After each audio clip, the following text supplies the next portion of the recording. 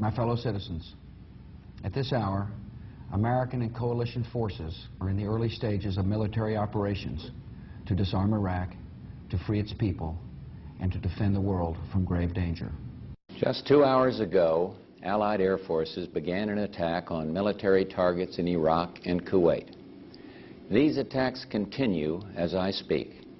Ground forces are not engaged. On my orders, coalition forces have begun striking selected targets of military importance to undermine Saddam Hussein's ability to wage war. These are opening stages of what will be a broad and concerted campaign. This conflict started August 2nd when the dictator of Iraq invaded a small and helpless neighbor. Kuwait, a member of the Arab League and a member of the United Nations, was crushed, its people brutalized. 5 months ago, Saddam Hussein started this cruel war against Kuwait. Tonight, the battle has been joined. More than 35 countries are giving crucial support, from the use of naval and air bases to help with intelligence and logistics to the deployment of combat units. This military action, taken in accord with United Nations resolutions and with the consent of the United States Congress, follows months of constant and virtually endless diplomatic activity on the part of the United Nations, the United States, and many, many other countries. Arab leaders sought what became known as an Arab solution, only to conclude that Saddam Hussein was unwilling to leave Kuwait. Others traveled to Baghdad in a variety of efforts to restore peace and justice. Our Secretary of State, James Baker, held an historic meeting in Geneva, only to be totally rebuffed. This past weekend, in a last-ditch effort, the Secretary General of the United Nations went to the Middle East with peace in his heart, his second such mission, and he came back from Baghdad with no progress at all in getting Saddam Hussein to withdraw from Kuwait. Every nation in this coalition has chosen to bear the duty and share the honor of serving in our common defense.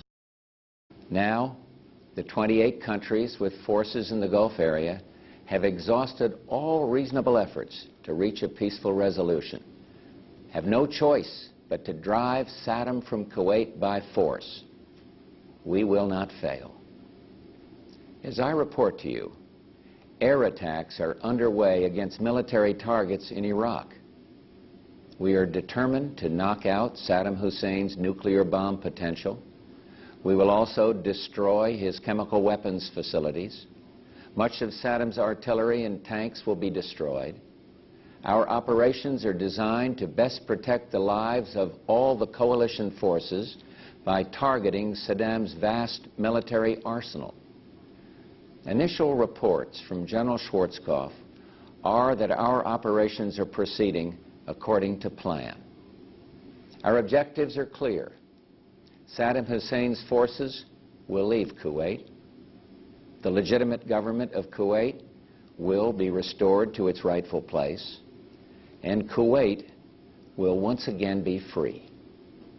Iraq will eventually comply with all relevant United Nations resolutions, and then, when peace is restored, it is our hope that Iraq will live as a peaceful and cooperative member of the family of nations, thus enhancing the security and stability of the Gulf.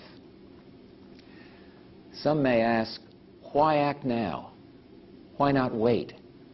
The answer is clear. The world could wait no longer. Sanctions, though having some effect, showed no signs of accomplishing their objective. Sanctions were tried for well over 5 months, and we and our allies concluded that sanctions alone would not force Saddam from Kuwait. While the world waited, Saddam Hussein systematically raped, pillaged, and plundered a tiny nation, no threat to his own. He subjected the people of Kuwait to unspeakable atrocities, and among those maimed and murdered, innocent children.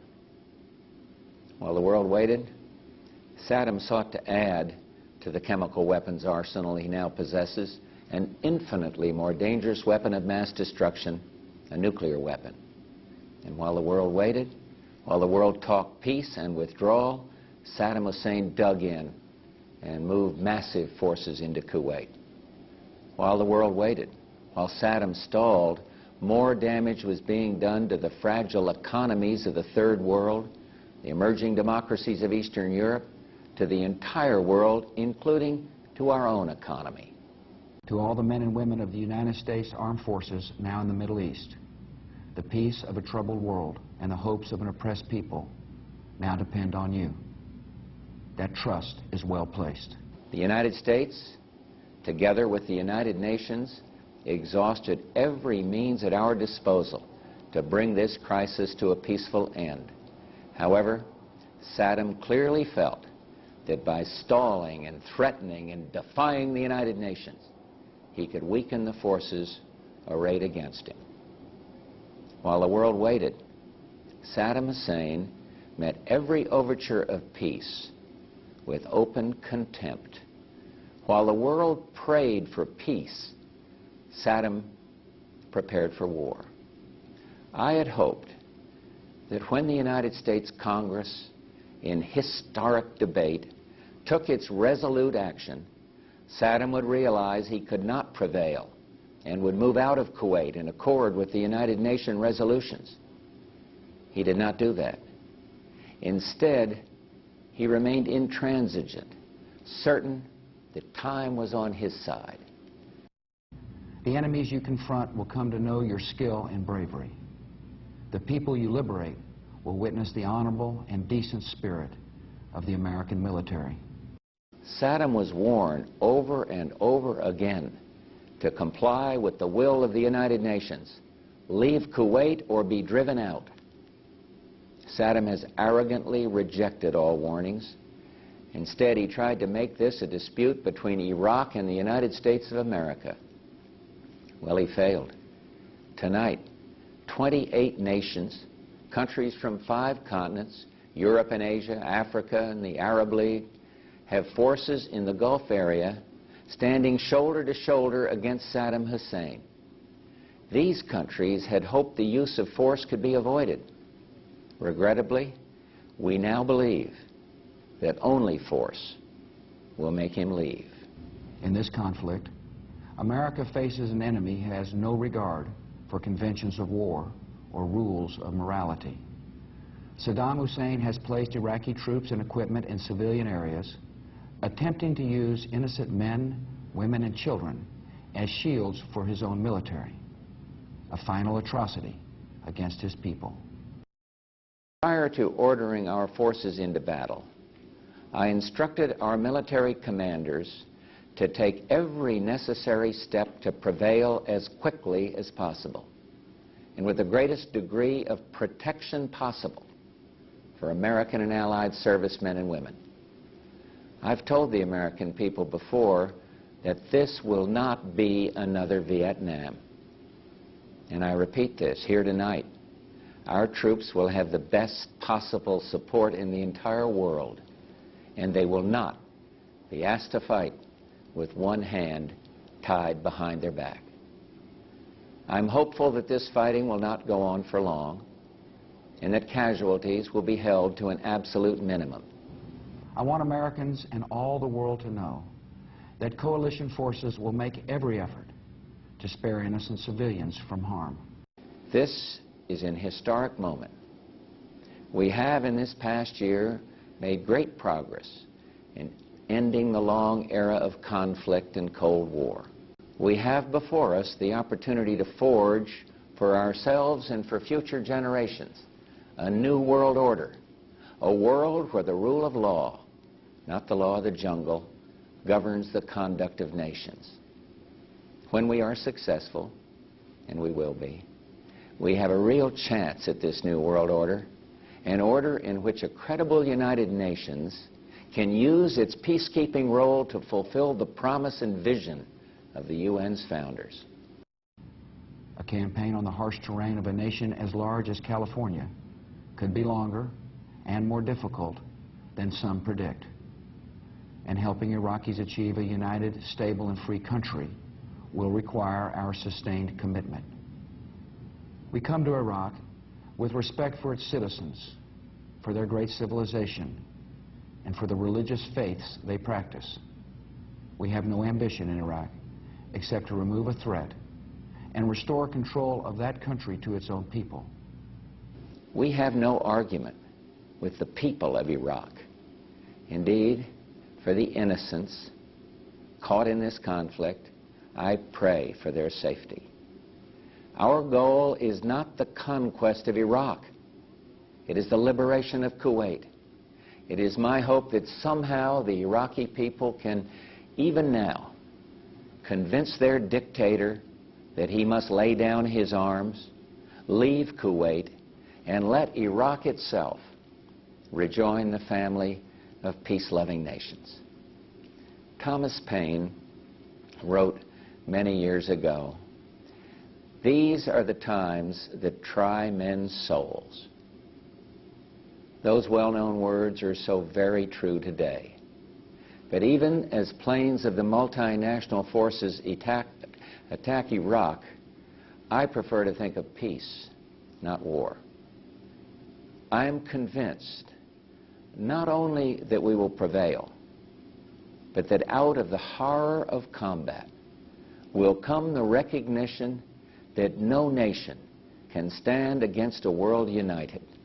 No nation will be permitted to brutally assault its neighbor. I know that the families of our military are praying that all those who serve will return safely and soon. Millions of Americans are praying with you for the safety of your loved ones and for the protection of the innocent. No president can easily commit our sons and daughters to war. They are the nation's finest. Ours is an all-volunteer force, magnificently trained, highly motivated. The troops know why they're there, and listen to what they say. For your sacrifice, you have the gratitude and respect of the American people. And you can know that our forces will be coming home as soon as their work is done. Listen to Hollywood Huddleston, Marine Lance Corporal. He says, "Let's free these people so we can go home and be free again." And he's right.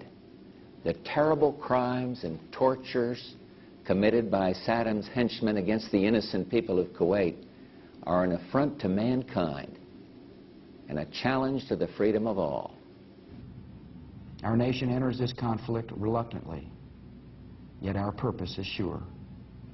The people of the United States and our friends and allies will not live at the mercy of an outlaw regime that threatens the peace with weapons of mass murder. Listen to one of our great officers out there, Marine Lieutenant General Walter Boomer. He said, "There are things worth fighting for. A world in which brutality and lawlessness are allowed to go unchecked." We will meet that threat now with our Army, Air Force, Navy, Coast Guard, and Marines, so that we do not have to meet it later with armies of firefighters and police and doctors on the streets of our cities. And finally, we should all sit up and listen to Jackie Jones, an Army lieutenant, when she says, "If we let him get away with this, who knows what's going to be next?" Now that conflict has come, the only way to limit its duration is to apply decisive force. And I assure you, this will not be a campaign of half measures, and we will accept no outcome but victory. I've called upon Hollywood and Walter and JP and Jackie and all their courageous comrades in arms to do what must be done. Tonight, America and the world are deeply, deeply grateful to them and to their families. And let me say to everyone listening or watching tonight, when the troops we've sent in finish their work, I'm determined to bring them home as soon as possible. Fellow citizens, the dangers to our country and the world will be overcome. We will pass through this time of peril and carry on the work of peace. We will defend our freedom. We will bring freedom to others, and we will prevail. Tonight, as our forces fight, they and their families are in our prayers. May God bless each and every one of them and the coalition forces at our side in the Gulf, and may He continue to bless our nation, the United States of America. May God bless our country and all who defend her.